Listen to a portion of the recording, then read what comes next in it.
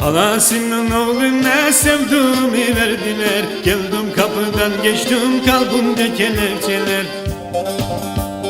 Dağlara çıkacağım, eşkıya olacağım. Dağlar mekanım olmaz, dağları yakacağım. Dağlara çıkacağım, eşkıya olacağım. Dağlar mekanım olmaz, dağları yakacağım.